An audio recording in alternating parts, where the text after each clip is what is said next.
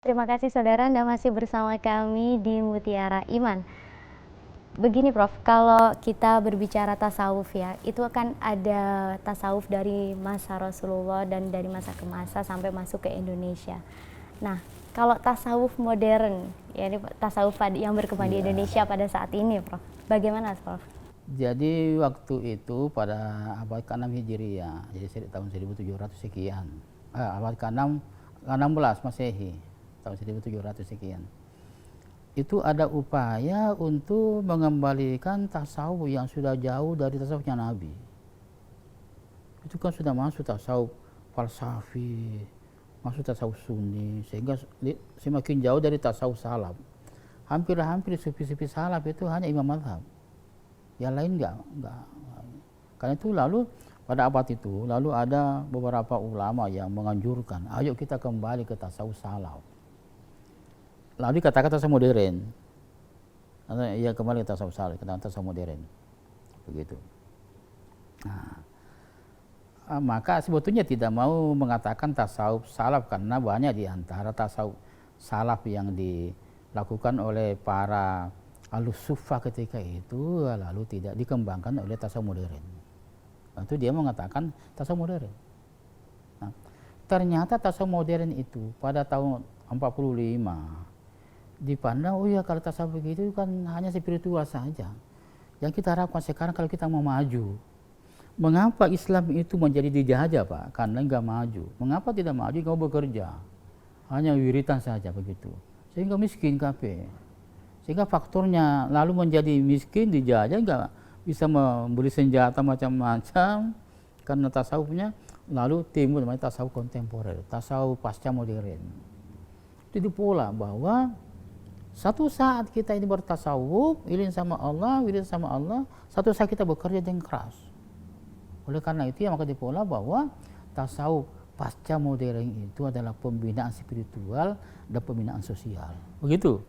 Nah, sekarang yang dikerjakan di Jakarta itu adanya kelompok-kelompok zikir begitu. Zikir kan sebenarnya tasawuf itu. Setelah itu lalu memungut uang lewat surban itu dari karena orang-orang kaya pengikutnya. Kemudian habis itu lalu dibawa ke orang-orang miskin dijadikan infak seperti itu. Berarti kan ada aspek sosialnya Pak. Itu yang dilakukan di Barat, baik di Inggris maupun di Amerika. Ternyata banyak peminatnya. Karena itu lalu kita membagi corak tasawuf itu menjadi 5 kalau nggak salah itu. Corak tasawuf salaf, corak tasawuf falsafi, corak tasawuf sunni, corak tasawuf modern, corak tasawuf pasca modern. Berapa itu? 6 corak tasawuf. Nah itu yang paling diminati. Saya setuju kalau itu dikembangkan. Tasawuf pasca modern begitu. Ada aspek spiritualnya, kemudian ada aspek sosialnya, gitu Mbak. Jadi terkadang seseorang itu salah mengartikan ilmu tasawuf Ustadz. Ya kan pada saat di era modern seperti ini meninggalkan yang berbau hal-hal yang berbau duniawi, harta, istri seperti itu Ustadz. Lantas kemudian bagaimana jalan menuju tasawuf yang benar Ustadz? Jadi sebetulnya yang keliru itu redefinisi sebetulnya itu mendefinisikan zuhud sebagai salah satu alat tasawuf. Kan kalau kita mendefinisikan zuhud itu meninggalkan kesenangan dunia, tarkud dunia, itu az-zuhudu. Tapi sekarang ini tetap itu. Zuhud artinya meninggalkan dunia ya yang negatif, kemudian mengejar dunia yang positif. Yang di dunia yang membuat orang tidak iling sama Allah, mau kaya tapi membuat orang tidak ingat sama Allah, itu yang ditinggalkan. Tetapi mengejar harta benda, lalu menjadi kita mengeluarkan infak, sedekah, itu kan agama Pak. Nah bagaimana cara orang itu bisa bersedekah kalau misalnya saja tidak punya harta? Itu zuhud juga Pak. Jadi kalau saya mendefinisikan zuhud itu meninggalkan faktor-faktor negatif dari keduniaan. Itu zuhud itu. Saya contohkan Pak. Kiai As'ad itu kan sufi Pak, tapi kajian seperti apa? Ya Kiai As'ad itu. Kaya itu. Seperti apa? Humaini, Iran. Sufi Pak, tapi kajian seperti apa Pak? Sufi juga. Sufi juga. Jadi yang tinggalkan itu ya aspek negatif dari harta itu, aspek positifnya diambil itu sufi juga, itu zuhud juga itu. Seperti itu kalau saya gitu, Mbak.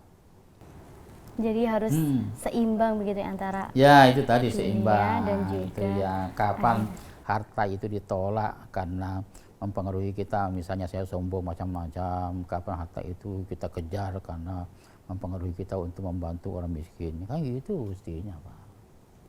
Karena, gitu.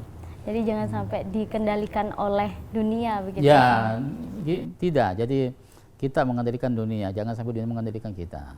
Nah, memang cenderung orang itu kalau sudah kaya itu lalu menjadi bingung, sehingga kekayaan itu dia mengendalikan dirinya.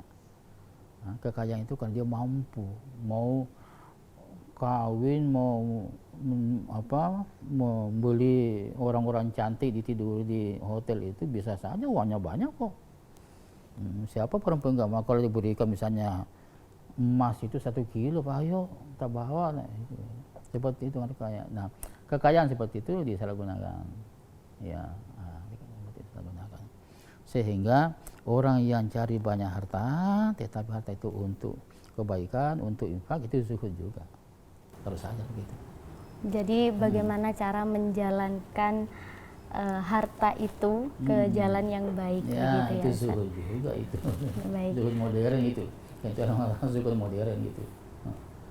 Baik Prof, sungguh luar biasa sekali pembahasan kita pada episode kali ini. Saudara, zuhud merupakan keseimbangan antara materi dunia dan juga akhirat. Syekh Ibnu Athaillah As-Sakandari berkata, "Janganlah kau tuntut Tuhanmu karena tertundanya keinginanmu, tetapi tuntutlah dirimu sendiri karena engkau telah menunda adabmu kepada Allah Subhanahu wa Ta'ala." Baik saudara, 30 menit sudah kita berdiskusi di Mutiara Iman episode kali ini. Saya Umirul Ilmi, mewakili kru yang bertugas mengucapkan terima kasih. Akhirul kalam, wassalamualaikum warahmatullahi wabarakatuh.